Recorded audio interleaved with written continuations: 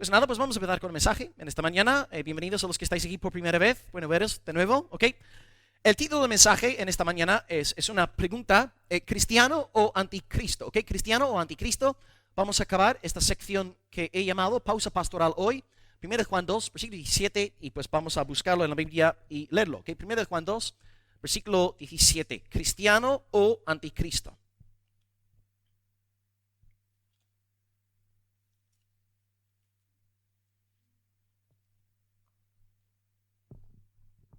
Ok, versículo 17 dice: y el mundo pasa y sus deseos, pero el que hace la voluntad de Dios permanece para siempre. El mundo pasa y sus deseos, pero el que hace la voluntad de Dios permanece para siempre. Ok, una pequeña introducción. Estamos aquí en la tercera sección del 1 de Juan. Os indiqué que la primera sección es el capítulo 1, versículos 1 al 4, donde Juan habla sobre cristología. Jesús, 100% Dios, Jesús, 100% hombre, el único mediador entre Dios y los hombres. Por medio de Cristo tenemos comunión con Dios. Sección número 2, a partir del 1.5 hasta el 2.11, tenemos 6 mentiras de los anticristos rebatidas. Ellos decían que conocían a Dios, que tenían la luz de Dios, que no tenían pecado, y Juan va refutando todas sus mentiras. Y ahora estamos en lo que yo he llamado aquí una pausa pastoral, donde Juan, antes de volver al tema de los anticristos, la semana que viene, versículo 18, estaremos una vez más hablando sobre los anticristos. Juan aquí se detiene para dirigirse a la iglesia y dice 3 cosas a la iglesia. En primer lugar, a todos dice que nuestros pecados han sido perdonados y que tenemos el conocimiento del Padre. A todos dice esto. Luego, a los mayores de la fe, les dice que conocen a Cristo.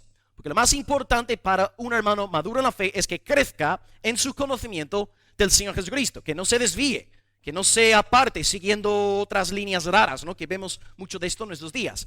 Y a los más jóvenes, y esto tiene que ver con lo que estamos viendo ahora, a los más jóvenes de la iglesia, los creyentes novatos, les advierte sobre el mundo. Ahora, dice que han vencido al mundo porque tienen la palabra de Dios, la palabra mora en ellos, pero estamos ahora en esta sección donde Juan está animando a los más jóvenes en la fe, en cuanto al mundo. Y por eso el versículo 17 tiene que ver con este contexto. Juan está dirigiéndose a los más inexpertos. La semana que viene volveremos al versículo 18, la cuarta sección de la carta, ya dedicada 100% a los anticristos de nuevo, ¿ok?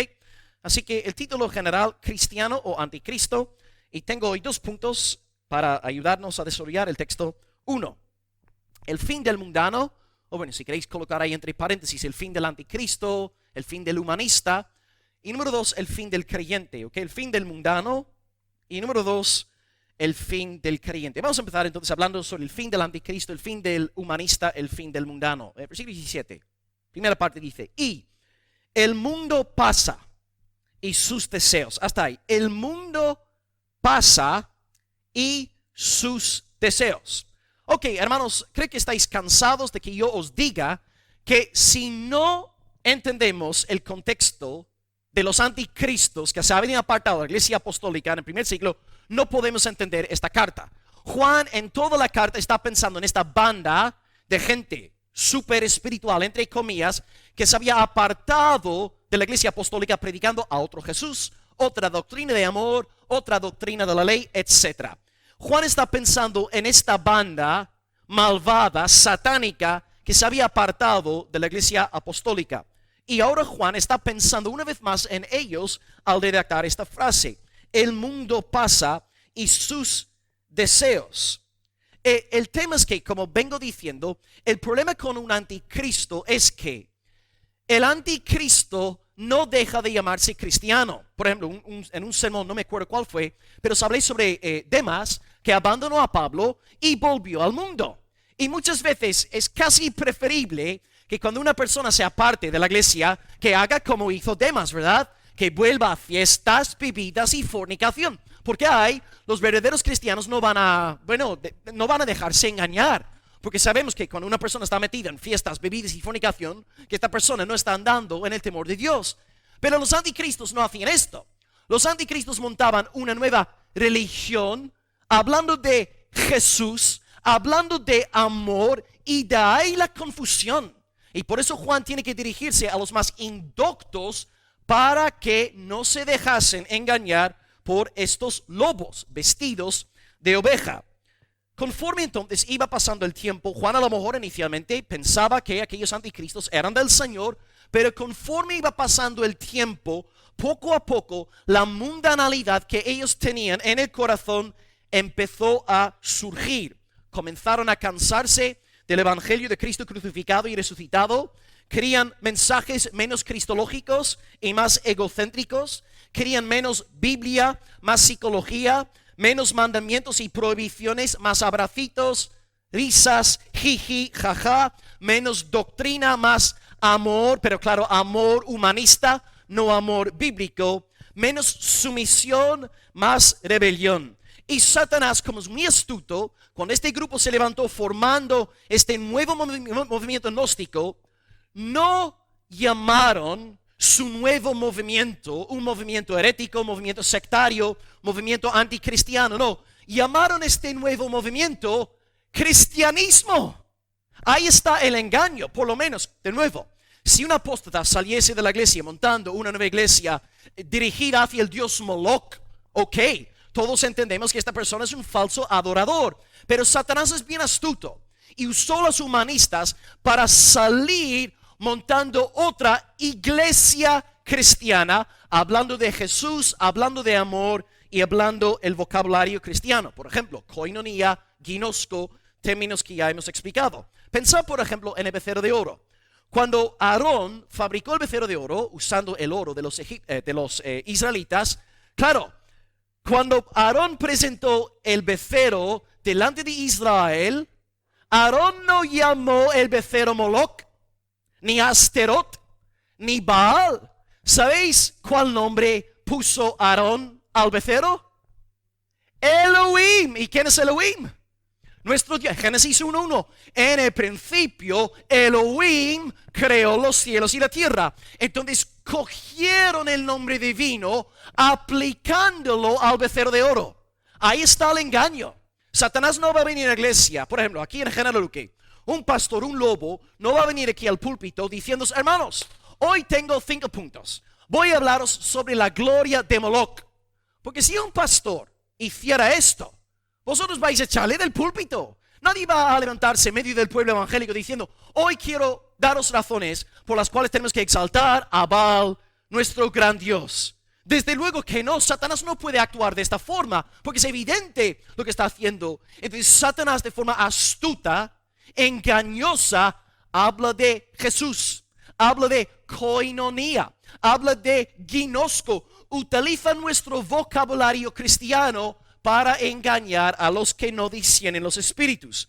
Ahora bien, sería mucho más fácil si hablasen estos anticristos de Moloch, pero no lo van a hacer, porque Satanás quiere engañar al pueblo de Dios. Por esta razón, queridos hermanos, no es suficiente con nombrar la palabra Jesús en el púlpito. Yo puedo hablar todos los domingos de Jesús, pero vosotros tenéis que conocer las Escrituras para saber si yo estoy hablando del Jesús bíblico, apostólico, el Jesús de Juan, o un Jesucito mariposa que yo he inventado en mi propio corazón. Pero ahí la responsabilidad recae sobre vuestros hombros. Tenéis que conocer las Escrituras, ser maduros en la palabra de Dios para saber si el pastor está predicando de acuerdo a la revelación de Dios o no. Así que, hermanos, ya nada más para empezar. Primer principio: Satanás es muy engañoso. Satanás es muy astuto y va a usar el vocabulario evangélico para engañarnos. Entonces, ¿quién es Jesucristo? ¿Cómo podemos conocer a Jesucristo? Bueno, la semana pasada os di 14 datos sobre el Padre. Y ahora rápidamente me gustaría enseñaros ahora la cristología de 1 de Juan. ¿Qué es lo que Juan nos enseña sobre Cristo? En cuanto a su persona, ya hemos definido en versículos 1 al 4 del capítulo 1 que Él es 100% Dios y 100% hombre, el único mediador entre Dios y los hombres, porque es el único Dios hombre, ¿ok? Y ahora Juan va a hablar sobre sus obras. 7 obras de Cristo en 1 de Juan. Y una vez más, este es el Cristo verdadero. No es el Cristo de los gnósticos, no es el Cristo de los humanistas, es el Cristo bíblico. 7 verdades. Número 1, en el 4:2, Cristo se hace carne, se encarnó. los gnósticos negaban la encarnación del eterno Hijo de Dios. Actividad número 2. En el 3:8, Cristo destruyó las obras del diablo. Cristo se encarna, después de 30 años es bautizado, empieza su ministerio público, echando fuera los demonios, sanando a los enfermos, resucitando a los muertos, destruyendo las obras del diablo, y claro, en la cruz ya quitó todas las acusaciones que Satanás podía lanzar contra nosotros. Tercera actividad de Cristo, en 1 de Juan, dio su vida por nosotros. En lugar de tú ser crucificado, Cristo fue crucificado en tu lugar. El obediente fue crucificado por amor a los desobedientes. Actividades 4 y 5 van pues juntas. Hablan del aspecto negativo de la salvación y el aspecto positivo. Por un lado, Cristo quita todo nuestro pecado mediante su sacrificio en la cruz, y de ahí la canción que acabamos ahora de cantar, quitó todo nuestro pecado, no podemos ser más condenados, y en el sentido positivo nos regala simultáneamente la vida eterna. O un sinónimo de esta frase sería, nos regaló el Espíritu Santo. Sirven como sinónimos en Juan. Actividad número 6. En base a todo lo que Cristo ahora ha hecho por amor a nosotros y en virtud de su obra perfecta, ahora es nuestro abogado. Eva es nuestra amada abogada. Pero hermanos, y espero que la hermana no se ofenda, hay un abogado mejor que Eva. Solo uno, Solo uno. Y se llama Jesucristo. Él nos defiende delante del tribunal. Él presenta su sangre delante del Padre, diciendo, mira, Satanás está acusando a milagros, pero yo derramé, Padre, mi sangre por milagros, por lo tanto, sus pecados son perdonados. Cristo ahora está a la diestra del Padre, intercediendo por milagros y por Gustavo. ¿Cómo puede ser? Porque el buen pastor ama a sus ovejas. Y actividad número 7, para acabar la cristología aquí de Juan, este último punto no se ha cumplido todavía. Cristo regresará, Cristo volverá, y mientras tanto pues estamos aquí congregándonos en obediencia a su palabra, esperando la pronta manifestación del amado Hijo de Dios. Juan entonces, en 5 capítulos, habla muchísimo sobre la persona de Cristo. ¿Por qué? Porque Juan se ve obligado a hablar tanto sobre Jesús. Contexto. Los anticristos están predicando de Jesús, pero están predicando de un Jesús falso. Y por eso Juan tiene que sacar su pluma y redactar 1 de Juan para que los hermanos conozcan al Jesús verdadero, apostólico, bíblico. Entonces no es suficiente de nuevo con mencionar el vocablo Jesús en el púlpito. Tenemos que estudiar para ver si es el Jesús apostólico o no. Juan, como Pablo también, querían que el pueblo conociese de verdad a Jesucristo. Pablo también advirtió en 2 Corintios 11:4 por ahí, de que en Corinto algunos ya estaban predicando a otro Jesús. Esto es un gran peligro. Hermanos, estoy aquí hablando proféticamente de la iglesia evangélica del siglo XXI. ¿Cuántos otros Jesuses están siendo predicados esta mañana en muchas iglesias llamadas evangélicas? Pero no es el Jesús de la Biblia. Fijaros, el viernes en este sacerdote de Nueva York, en la iglesia de San Pablo, el Rick Walsh ha dicho abiertamente, que se hizo viral, ha dicho desde el púlpito que Jesucristo es lesbiana, gay, bisexual, transgénero y genderqueer. Desde ahora, la iglesia católica. Pero dice que Jesús es LGTBIQ, pero no es el Jesús de Juan. No es el Jesús de la Biblia, pero hay muchas personas diciendo amén a las palabras del cura Rick Walsh, porque no conocen las Sagradas Escrituras. No es suficiente con nombrar a Jesús desde el púlpito. Hay que investigar para ver si es el Jesús verdadero. Ok, versículo 17, este mundo pasa y sus deseos. Para los hermanos que no estuvisteis aquí la semana pasada, antes de explicar de qué se trata aquí el mundo, di 5 explicaciones en cuanto a el mundo no quiere decir, porque tristemente en muchos comentarios, incluso sermones, se ha predicado mal sobre este versículo. Muy rápidamente, para los que no estuvisteis, repaso rápidamente lo que dije la semana pasada. En primer lugar, cuando Juan dice que el mundo pasa y sus deseos, y que no debemos amar al mundo, uno no está hablando de la creación, porque la creación es una obra maestra de Dios. La creación es hermosa, ¿no?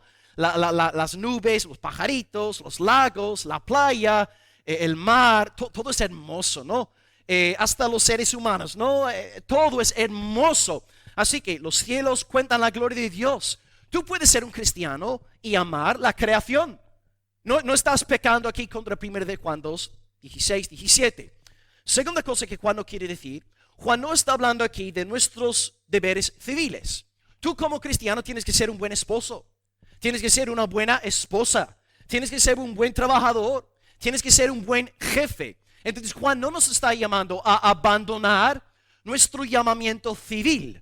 Tenemos que tú y yo ser diligentes en cumplir con dichos oficios para la gloria del Señor.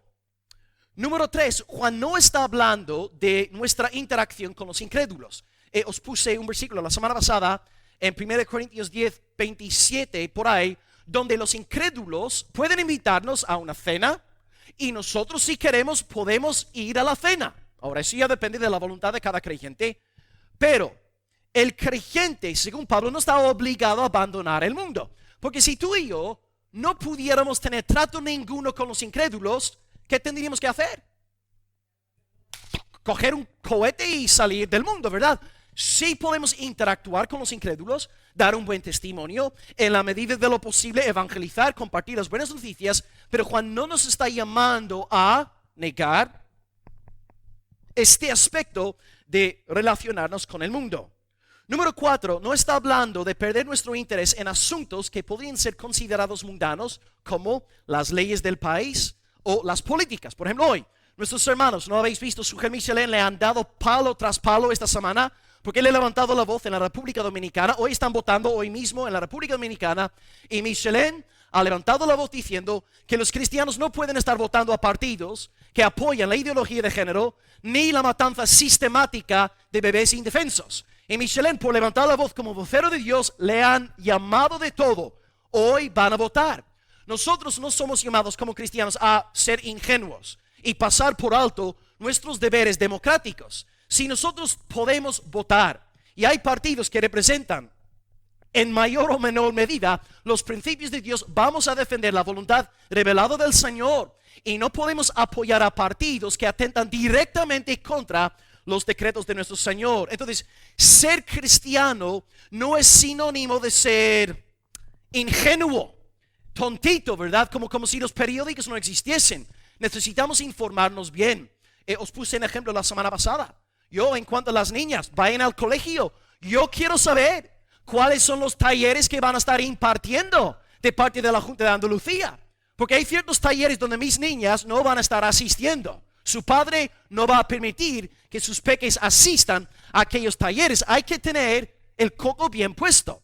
Seamos pues astutos como serpientes, dice la palabra. Y número 5, bueno, a lo mejor en el mundo evangélico esta quinta aplicación no tiene tanto que ver con nosotros, sino más bien con la vida católica. Este versículo no alude a la vida monástica.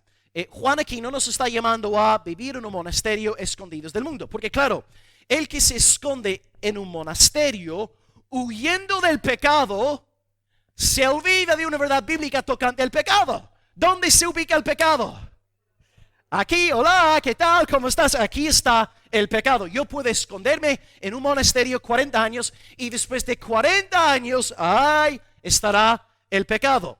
Así que Juan no está hablando de la creación, no está hablando de nuestros deberes civiles, no está hablando de relacionarnos con los incrédulos, no está hablando de perder nuestro interés en asuntos mundanos, políticas, leyes, etcétera, talleres de la Junta de Andalucía. Número 5, no está hablando de una vida monástica. ¿Qué entonces está diciendo aquí Juan? Aquí tenéis la cita de John MacArthur que os coloqué la semana pasada. Esta referencia al mundo es el sistema espiritual invisible de maldad que es dominado por Satanás y todo lo que él nos ofrece en oposición a Dios, su pueblo y su palabra. Así que es una referencia al mundo físico, no es una referencia al mundo físico, sino al sistema espiritual invisible de maldad. Entonces, Satanás gobierna en el mundo. La gran bestia que gobierna en este mundo se llama ego. Y esta bestia lo que quiere hacer es manifestarse en todas las áreas de la vida, incluso en la vida religiosa. Y por eso Satanás quiere crear un nuevo cristianismo. El cristianismo del sacerdote Rick Walsh. Un cristianismo que abraza el pecado. Que dice no pasa nada. Que dice que Jesús es una muñeca de Barbie, ¿verdad? Satanás quiere crear un nuevo cristianismo sin vituperio, sin enemigos, sin santidad, sin arrepentimiento, sin la ira de Dios, sin el infierno, etcétera, etcétera. Es un nuevo Jesús. Y aquí estamos ante 1 de Juan. Los anticristos estaban predicando a un nuevo Jesús. Y por eso necesitamos, hermanos, discernimiento para saber si el hombre que nos está predicando en el púlpito es un hombre enviado por Dios o un varón enviado por la bestia. Hay que probar los espíritus. Entonces, Juan nos dice que no debemos amar al mundo. Si no amamos al mundo, si no tenemos esta bestia del ego coronada en nuestros corazones, no vamos a hacer caso a este nuevo Jesús. La semana pasada Juan ofreció un argumento para no amar al mundo. El argumento fue el amor al Padre. Si tú de verdad amas al Padre, no vas a amar a su enemigo. ¿Qué tipo de hijo? Piensa en tu hijo ahora mismo, ¿no? O si tú eres un hijo, piensa en tu padre. Si tu padre tuviera unos adversarios, unos enemigos que le odiaban, que querían matarle, ¿cómo vas a tú ir a pasarlo pipa con los enemigos de tu padre? ¿No serías el hijo más traidor sobre la faz de la tierra? ¿Cómo puedes tú ser amigo del mundo si el mundo detesta tu Padre, el Señor Dios Todopoderoso? El primer argumento de Juan para no amar al mundo es el amor al Padre. Si tú de verdad amas al Padre, no amarás al mundo. Argumento número 2 que va a utilizar ahora hoy. Esto ya es nuevo en este texto de hoy. El segundo argumento por el cual no debemos amar el mundo es que el mundo pasa. El mundo es pasajero. El mundo es temporal. El mundo y la bestia tienen sus días contados. No van a permanecer para siempre. Entonces Juan ofrece dos argumentos. Uno, no podemos amar al mundo porque amamos al Padre. Y el mundo es enemigo del Padre, por lo tanto no debemos amarlo. Argumento número 2, el mundo pasa y sus deseos, por lo tanto no debemos amar al mundo. No amemos lo pasajero, lo temporal, amemos lo eterno. Bien, ahora tú y yo tenemos esto claro, no debemos amar al mundo. Y ahora, como guerreros, tenemos que pelear contra este nuevo cristianismo. Quisiera que os fijéis en un versículo que os cité hace un par de meses. Mateo 7:21 dice: no todo el que me dice Señor, Señor, entrará en el reino de los cielos, sino el que hace la voluntad de mi Padre que está en los cielos. Muchos me dirán en aquel día: Señor, Señor, ¿no profetizamos en tu nombre echamos fuera demonios, y en tu nombre hicimos muchos milagros? Y yo les declararé: nunca os conocí, apartaos de mí, hacedores de maldad. ¿Por qué cito este versículo en este contexto? Porque quiero que veáis que es posible utilizar el nombre de Jesús, emplear el vocablo Señor y no ser nacido de nuevo, y no conocer a Dios. Es posible profetizar, es posible echar fuera demonios, es posible hacer milagros en el nombre de Jesús y no ser salvo. Estas personas en Mateo 7 habían cometido el mismo pecado que los anticristos. Habían creado a un nuevo Jesús conforme a su imagen y semejanza. Y ahora quisiera que os fijarais en algo muy interesante en este texto. Si os dais cuenta, estos hombres que han creado a un nuevo Jesús se glorían en sí mismos. Se jactan de sí mismos. Volvamos a fijarnos en el versículo. Señor, Señor, en tu nombre no profetizamos, no hicimos muchas maravillas, no echamos fuera demonios. Espera un momentito. ¿Quién es el que echa fuera los demonios? Claro, Dios lo hace por medio de sus siervos. Dios es quien hace milagros, pero lo que tenemos en Mateo 7 es una religión de ego. Yo. Me glorío en mis obras y mis hazañas religiosas. Es la religión de la autoglorificación. Y por eso Jesús dice a finales: nunca os conocí, apartaos de mí, hacedores de maldad. Las únicas personas que entran en el reino de los cielos son aquellas que creen de todo corazón en la justicia de Cristo. Yo cuando me muera, yo no voy a presentarme delante del Señor diciéndole, oye Señor, déjame a mí entrar en el reino de los cielos, porque yo era profesor en varias facultades de teología. Señor, yo pastoreé una iglesia en la hermosa celestial de Almería, en el sureste de España. Señor, yo tengo que entrar en el cielo porque he predicado miles y miles de sermones. ¿Ves? La raíz de aquello es egoísmo. Yo gloriándome en mí mismo. Hermano, en el día de mi muerte y en el día de tu muerte, cuando estemos delante del Señor, lo único que le vamos a poder decir es, Señor, yo sé que no merezco entrar aquí. Yo sé que este sitio no es para mí porque soy malvado y vil, pero tu palabra me ha enseñado que tu amado Hijo vino y Él es perfecto y justo y recto, sin mácula, y Él derramó de su sangre por mí. Por lo tanto, yo, siendo hijo de Adán por naturaleza, siendo muy malvado y con todas mis meteduras de pata, yo entro en el reino de Dios. No en base a mi gloria, en mi justicia, sino en base a la gloria y la justicia de tu impecable Hijo Jesucristo. Solus Christus. Ahí está la persona que verdaderamente conoce a Dios, que ha dejado de gloriarse en sí mismo y coloca toda su confianza únicamente en la sangre del Señor Jesucristo. Hermano, ¿en qué te estás pasando en esta mañana? ¿En qué tipo de cristianismo crees tú? ¿El cristianismo de los anticristos que se gloria en el ser humano? Yo y mi elevado conocimiento espiritual, yo y mi koinonía, yo y mi ginosco, yo y mi grupito, yo, o te basas exclusivamente en la sangre del Señor Jesucristo derramada en la cruz por el perdón de tus pecados. ¿Cuál es el tipo de cristianismo en el cual tú te encuentras metido en esta mañana? Las cabras pertenecen a la primera escuela, se glorían en el ego, pero las ovejas son de la segunda escuela, gloriándose únicamente en el Señor Jesucristo. Huye pues en esta mañana de este cristianismo falso, satánico, diabólico, porque el mundo pasa. Este cristianismo malvado, corrupto del abismo, sus días están contados. Escóndete en esta mañana en el Señor Jesucristo. No seas un humanista. No abraces un cristianismo suave, light, que no cree en adversarios, que no cree en cargar con su cruz. Abraza el cristianismo del Señor Jesucristo. Toma tu cruz, niégate a ti mismo y sigue al Señor hasta la muerte. Mora en Cristo, habita en Cristo y confía únicamente en el Señor Jesucristo. El mundo pasa, sus deseos, los anticristos tienen los días contados, pero los que somos del Señor permaneceremos para siempre. Y con este comentario ahora entramos en el segundo punto. En el primer punto he hablado del fin del mundano. Su fin es ser destruido, va a ser un heredero de la condenación eterna. Ha creado un nuevo cristianismo, yo, de ego, por ego, para ego. Todo en el cristianismo para él es para lucirse, darse a conocer como un gran predicador, un gran consejero.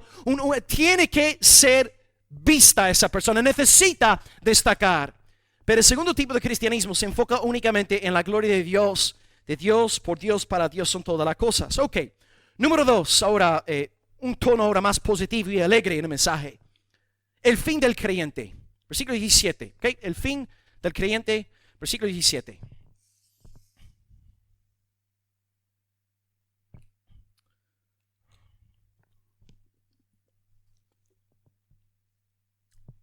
El mundo pasa y sus deseos. Y aquí ahora la segunda parte que nos interesa. Pero, tengo algo más que decir, hermanos. Pero el que hace la voluntad de Dios permanece para siempre. Entonces aquí hay un contraste, pero, palabra de contraste. ¿Dónde? Estos anticristos van a perecer, el mundo pasará, sus deseos pasarán, sus días están contados, pero, el que hace la voluntad del Padre, el que es un verdadero creyente, no pasará, sino que permanece para siempre. Entonces, en esta mañana, si tú eres un hijo de Adán, si tú eres un incrédulo, si estás perdido en tus pecados, no tienes por qué perecer. Tú puedes permanecer por los siglos de los siglos. Tú no tienes que perecer con este mundo perverso, egoísta y satánico. Tú puedes permanecer por los siglos de los siglos. Y ahora en el segundo punto os voy a explicar cómo esto será posible. Ok. El que hace la voluntad de Dios permanece para siempre. El que hace la voluntad de Dios permanece para siempre. Los que siguen al mundo, siguen los dictados de su propio corazón, no siguen al Padre. Se aman a sí mismos. Ahí está su problema. Egoísmo. De yo, por yo, para yo. Pero aquellos que son del verdadero Cristo hacen la voluntad de Dios. Y aquí vuelvo a lo que dije antes en Mateo capítulo 7, donde Cristo habla de aquellos que dirán Señor, Señor en el último día final.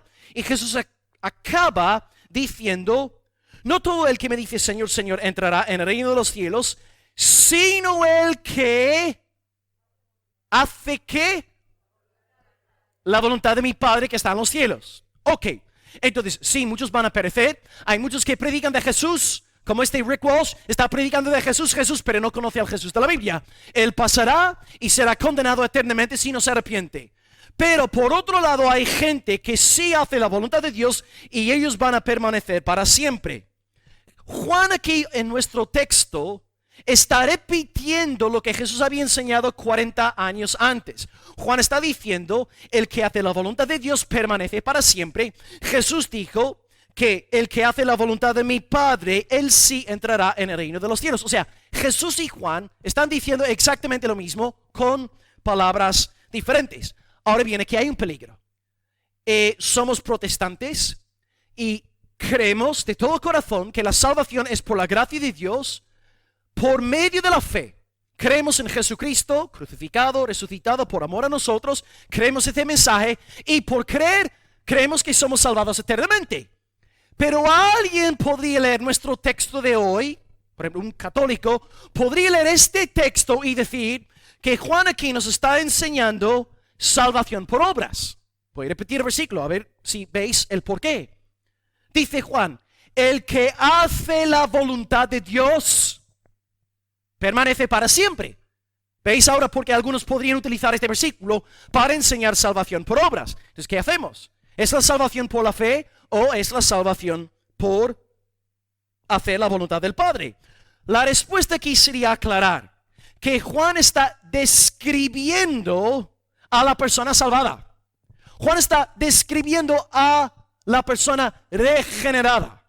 La característica de una vida, de una persona regenerada, es que esta persona hace la voluntad del Padre. Por ejemplo, usando un ejemplo bíblico aquí, ¿cómo puedo yo saber si el árbol que tengo, mira, ahí está Rosa, digamos que Rosa tiene un árbol en su casa y Rosa no está, yo no sé a quién preguntar qué tipo de árbol sería. Yo no sé si el árbol de Rosa es un manzano, un mandarino o un manzano, un mandarino. ¿Cómo puedo yo saber cuál tipo de árbol tiene Rosa ahí en su jardín? Ahí está. ¿Cómo puedo yo saber si una persona es regenerada o no? Por el fruto, ¿ves? Entonces Juan no está diciendo que si tú quieres ser salvo tienes que hacer la voluntad de Dios y esforzarte y salvarte por obras. No, está diciendo que una persona verdaderamente salva, un árbol verdadero va a dar frutos. Juan entonces está describiendo a la persona regenerada, no está enseñando salvación por obras. Así que es cierto que nosotros en cuanto a nuestra santificación dejamos mucho que desear, pero si somos verdaderos creyentes y estudiamos los últimos 2 años de nuestra vida, los últimos 5 años, veremos madurez, crecimiento en el Señor. Dios nos irá puliendo y santificando. Una buena ilustración la vimos hace poco con los varones en las reuniones del martes, cuando estudiamos 1 de Tesalonicenses. En el capítulo 1, Pablo habla de la fe de los tesalonicenses, en versículos 4 y 5 del capítulo 1. Y luego Pablo dice, para comprobar lo que estoy diciendo aquí, ¿no? Pablo dice en 1 Tesalonicenses 6 y 7, él dice que sabe que tienen fe verdadera, y aquí es la razón, dice, vosotros venisteis a ser imitadores de nosotros y del Señor, y habéis sido ejemplo a todos los creyentes de Macedonia y de Acaya. ¿Veis? Pablo sabía que los tesalonicenses de verdad habían nacido de nuevo por los frutos. Y claro, el texto más famoso que todos usamos cuando estamos en diálogo con un católico para defender esta idea es Santiago capítulo 2, donde él dice que la fe sin obras es muerta. No hay tal cosa como una fe sin obras. Santiago capítulo 2, y Santiago utiliza dos ilustraciones. Hay Abraham tenía fe, y ya que Abraham tenía fe en Dios, ofreció a su hijo. Bueno, estuvo a punto de ofrecer su hijo, pero Dios le detuvo antes de que lo matara, ¿no? Pero Abraham tuvo fe y por lo tanto estuvo dispuesto a sacrificar a su hijo. Y el otro ejemplo es Rahab, la prostituta, ¿no? Rahab tenía fe y por lo tanto escondió a los soldados de Josué en su casa. Tenían fe y sus obras revelaban que tenían fe verdadera. Entonces, si tú de verdad has nacido de nuevo, si tú tienes fe en el Señor Jesucristo, ten por seguro que habrá fruto en tu vida. Habrá santificación, habrá crecimiento, habrá madurez en ti. El verdadero creyente obedece al Señor. Entonces, para Juan, de nuevo en el contexto, en un contexto de gnósticos, místicos que se gloriaban en sus sueños, sus revelaciones, en su conocimiento oculto que no conocían los creyentes apostólicos, Juan dice que la señal de un verdadero cristiano no es que viva en las nubes teniendo experiencias místicas cada 2 por 3. Juan dice que la prueba de un verdadero cristiano es el fruto. Son sus obras. Así de sencillo, no hace falta entrar en sueños ni en revelaciones. Hace falta ver los frutos prácticos en la vida de la persona. Ahora bien, alguien podría aquí acusar a Juan de ser legalista. Porque Juan está diciendo, bueno, si de verdad quieres saber si una persona es convertida o no, bueno, y Juan te dice que para saberlo hay que fijarte en sus frutos, puedes decir, ay, Juan es un legalista. Juan está solamente pensando en obras. Pero hermanos, el legalismo es cuando tú añades a la obra de Jesucristo alguna obra humana para ser salvado. Juan no está enseñando esto. Juan dice que la salvación está 100% en el Dios hombre, Jesucristo. Juan está hablando aquí de santificación, no de salvación. Y hay que tener cuidado con acusar a Juan de legalismo. Porque como dijimos hace un mes y pico, ¿quién estaba inspirando a Juan al redactar estas frases? Claro, entonces tú puedes decir esta mañana, a mí me parece que Juan es muy legalista. Oye, hermano, mucho cuidado, tú te estás metiendo con el Espíritu Santo de Dios. Y otra cosa, no solamente te estás metiendo con el Espíritu, tú te estás metiendo con el Señor Jesucristo. Y ahora voy a citar 3 pasajes de la boca del Señor Jesucristo. Y si tú te atreves a tachar a Cristo de Jesucristo de legalista, mucho cuidado. 3 versículos. Juan 14, versículo 15, dice Jesús, si me amáis, guardad. ¿Qué? ¿Jesucristo es legalista? No, porque Jesús no está enseñando salvación por obras, pero sí está enseñando que una persona salvada dará buenos frutos. Número 2, Juan 14, 21. El que tiene mis mandamientos y los guarda, ese es el que me ama. No los anticristos que están hablando de sus experiencias con Jesús o el amor tan dulce y precioso de Jesús y sus revelaciones secretas de Jesús. No, el que de verdad ama a Jesús es el que guarda sus mandamientos. Así de sencillo. Hay tanta palabrería, tantas voces por ahí, pero Juan va al grano. Yo quiero ver fruto. Y tercer texto, Juan 14, 24. El que no me ama no guarda mis palabras. Jesucristo no es legalista porque no enseña salvación por obras. Juan no es legalista porque no enseña salvación por obras, pero sí nos están enseñando que el verdadero creyente siempre obedece al Señor. Ahora, no perfectamente, pero sí obedece al Señor y su corazón está inclinado hacia la obediencia a su amado Padre.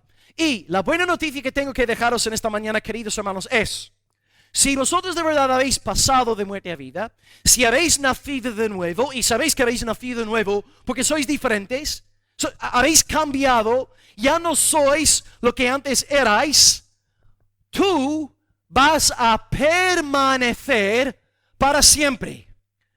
Y quiero que te fijes aquí en algo.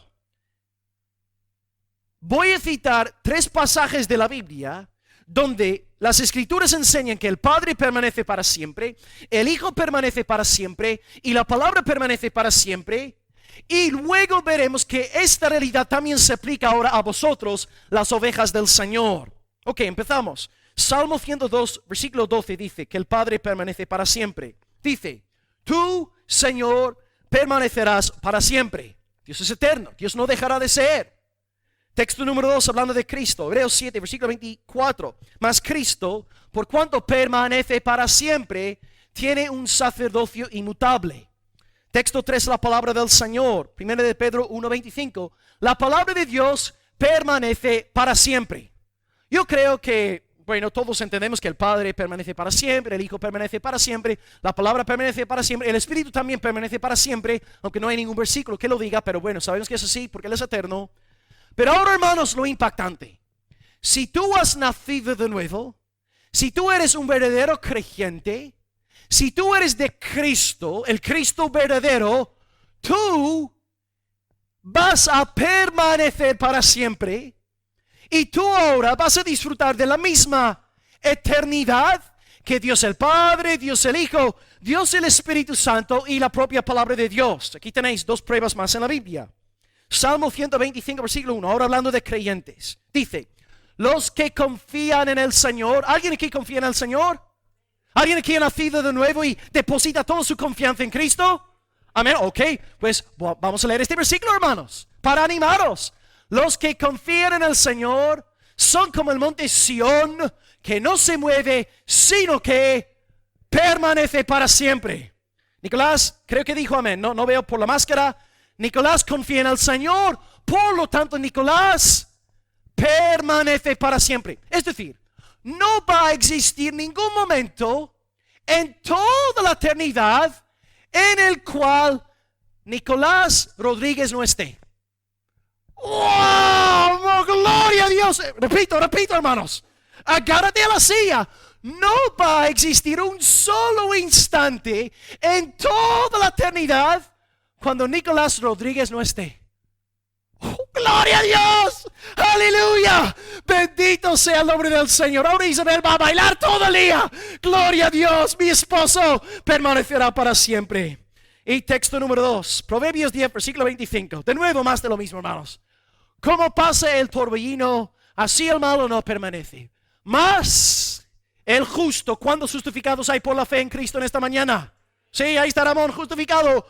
Ramón García, hijo de Adán, creyendo en Jesucristo, permanece para siempre. No va a existir un solo instante en toda la eternidad cuando no esté Ramón García. ¡Gloria a Dios! ¡Aleluya! ¡Cuán grande es el Señor! Yo creo que Juan aquí en nuestro versículo 17 está haciendo una versión propia de Proverbios 10:25. Si tú crees en Cristo en esta mañana, has nacido de nuevo, coloca tu nombre en la frase de antes, quita el nombre de Nicolás Rodríguez, quita el nombre de Ramón García y pon tu propio nombre. No habrá un solo instante en toda la eternidad cuando tú no estés. ¡Wow! Gloria al nombre del Señor. Hermanos, no vais a libraros del pastor. Ahí estaré a la Nueva Jerusalén predicándoos de Cristo. Gloria a Dios. Aleluya. Bendito sea su santo nombre. Y ahora, antes de que Cristo vuelva por segunda vez, ¿qué tenemos que hacer? Pues nada, fortalecernos, santificarnos, crecer en el conocimiento de Dios, animarnos en estos hermosos pensamientos que estamos tratando en esta mañana. Dios a ti te ha dejado armas para fortalecerte, las armas de siempre, los medios de la gracia. Antes de que llegue el día de la eternidad, recréate en la palabra del Señor. Recréate en la oración, tanto personal como congregacional. Recréate en la comunión de los santos, juntándonos regularmente para alabar a Dios y recibir de su palabra. Estas herramientas espirituales nos hacen fuertes, y en este contexto Juan habla de la herramienta de la palabra que da la victoria a los jóvenes en contra de todo el mundo. Así que, querido hermano, hasta el día final, tú vas a permanecer por los siglos de los siglos. Tú no puedes ser condenado. Tú eres un heredero de la gloria eterna. Mientras tanto, fortalécete en el Señor. Recréate en los medios de la gracia. Crece en el Señor tu Dios. Piensa mucho en el Evangelio de Cristo crucificado, de Cristo resucitado. Piensa en su dulce intercesión por ti a la diestra del Padre. Y recuerda que pase lo que pase en este mundo, todas las cosas ayudan a bien para los que aman a Dios, los que han sido llamados conforme a su propósito. Sí, hay luchas perdidas, sí, hay muchos adversarios, pero hermano, tú vas a permanecer para siempre. Y si tú tuvieras que estar en este mundo sufriendo, ¿qué? 60, 70, 80 años. ¿Qué son 70 años comparados con para siempre? Es que, hermanos, no es nada. Así que coloca tu mirada en las cosas celestiales. En la oración el jueves la hermana pidió que orásemos para que la iglesia tuviera una mentalidad no mundana, sino celestial. En tus pruebas, en tus dificultades, en la presencia de tus enemigos, recuerda que el justificado permanece para siempre. Estaremos para siempre juntos, libres de la ira venidera.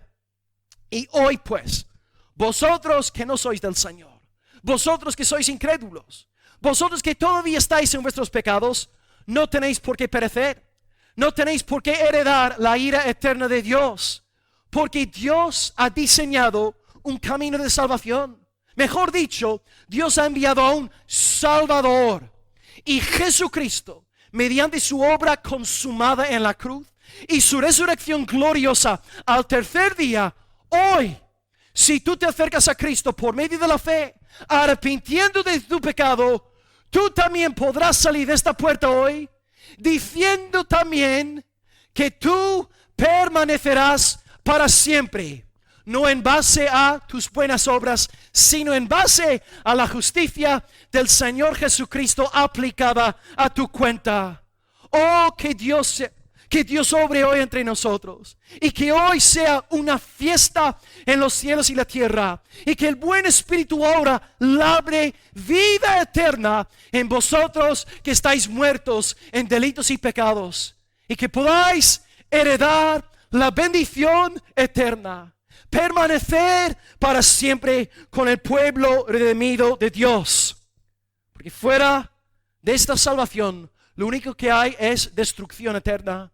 Y como dice la parábola en Lucas 16, versículo 24, el hombre rico que fue atormentado dice: estoy atormentado en esta llama. Vosotros que estáis aquí en esta mañana siendo incrédulos, habéis sido expuestos a mucha luz. Por lo tanto, más te vale hacer las paces con Dios mientras haya tiempo. Ponte en paz con el Señor por medio de Cristo crucificado, Cristo resucitado, y permanecerás para siempre con Nicolás, con Ramón y con el pastor. En Adán hay condenación, pero en el segundo Adán, Jesucristo, no hay condenación. No es posible ser más condenado. Hay vida en abundancia y vida eterna. Dos aplicaciones para acabar.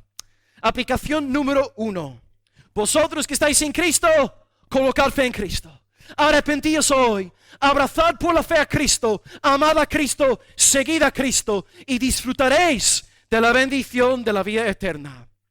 Aplicación número 2. Vosotros que estáis en Cristo, espero que ahora mismo en esta mañana hay una fiesta montada en vuestros corazones. Ciertamente somos el pueblo más bienaventurado de sobre la faz de la tierra, porque Dios es tan bueno que no solamente permite que estemos aquí felices en este mundo pensando en Él, en su evangelio, buscándole a través de los medios de la gracia. Dios es tan increíble que no solamente permite que disfrutemos de la vida espiritual aquí en este mundo, sino que al mismo tiempo nos ha provisto de una eternidad de gozo inefable.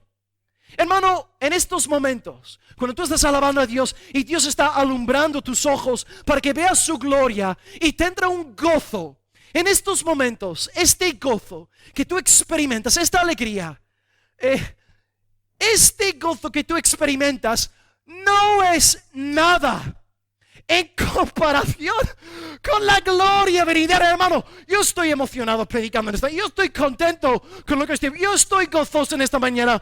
Pero este gozo es simplemente un saborcillo cuando estemos cara a cara con nuestro Dios, sin esta naturaleza pecaminosa, viendo a nuestro Dios por medio de una revelación gloriosa en el Espíritu Santo, hermanos. Entonces conoceremos un gozo que sobrepasa todos los placeres de este mundo pasajero. Hermano, disfruta en este mundo del gozo que Dios el Espíritu Santo te está concediendo. Pero recuerda, este gocito que ahora mismo estás saboreando no es nada en comparación con el río eterno de delicias que te espera en los nuevos cielos y la nueva tierra. Oh, hermanos, vamos a partirnos de la risa el día que vuelva al Señor. Gózate, alégrate en Cristo, en medio de las dificultades, en medio de tus luchas perdidas. Gózate en el Señor tu Dios. Él viene pronto y te gozarás con Él por los siglos de los siglos. Maranata, ven pronto, Señor Jesús. Acabamos leyendo el versículo de nuevo. Versículo 17. El mundo pasa, sus deseos también, pero el que hace la voluntad de Dios permanece para siempre. Hoy hemos hablado de dos cosas. En primer lugar, el fin de los mundanos, los anticristos, y dos, el fin de los creyentes. En cuanto a los mundanos, hemos dicho que no es suficiente con nombrar a Jesús en el púlpito, hay que investigar. Hay que estudiar para ver si es el Jesús correcto o el Jesús del cura Rick Walsh, para poner un ejemplo actual. Hemos visto que la gran diferencia entre el cristianismo de la bestia y el cristianismo de Juan es que el cristianismo de la bestia es de ego por ego para ego. Yo. Y si yo no salgo con la mía en la iglesia, me largo de la iglesia. Es un hijo de la bestia. Pero el cristianismo de Juan es de Dios, por Dios y para Dios. Y el lema del verdadero cristiano no es soli ego gloria, sino soli deo gloria. Así que, ¿dónde te encuentras ubicado en esta mañana? ¿En el cristianismo de la bestia o en el cristianismo nacido del Espíritu Santo de Dios? Número 2, el fin de los creyentes. Hemos visto que los anticristos serán destruidos, pasarán, pero la buena noticia es que no tenéis por qué perecer en esta mañana. Podéis permanecer para siempre en el Señor Jesucristo. Y por medio de la fe en Él, si tú tienes verdadera fe en Él, se verá en tu vida, habrá fruto. Y como dice el Señor Jesucristo, no todo el que me dice Señor, Señor entrará en el reino de los cielos, sino el que hace la voluntad de mi Padre. La señal de la verdadera conversión es que tú estás ahora cumpliendo con la voluntad del Padre. Y hemos acabado con la gloriosa noticia de que Nicolás, de que Ramón, de que el pastor vamos a permanecer para siempre. Y se utiliza exactamente la misma expresión para hablar de nosotros tres que se utiliza para Dios el Padre, Dios el Hijo y la propia palabra del Señor. Si tú pues en esta mañana confías en el Señor, si tú en esta mañana eres justificado por la fe, yo creo, es un consejo pastoral, yo creo que tendrías que salir esta mañana de esta puerta saltando y bailando y chillando como un irlandés loco. ¿Verdad, hermanos? Tenéis la vida eterna. Vais a permanecer para siempre. Alabado sea el Padre, alabado sea el Hijo, alabado sea el Espíritu Santo. Y el pueblo de Dios dice amén. Gloria a Dios. Oremos al Señor. Bendito sea su santo nombre. Aleluya.